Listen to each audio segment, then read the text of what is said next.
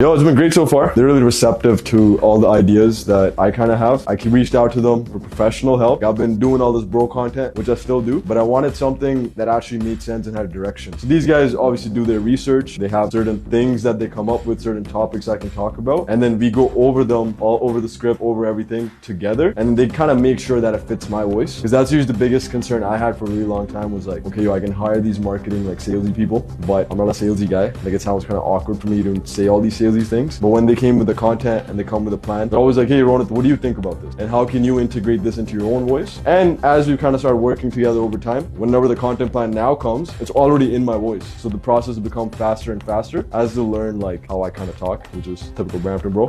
But you know, kind of smart at the same time. So they've been really well in terms of like integrating my own personality, which is one of the biggest things that I get credit for at times in the clients I work with. It's like, hey bro, you're really relatable, right? So they have been able to maintain that relatability while also adding that professional touch, which obviously you need to get yourself out there.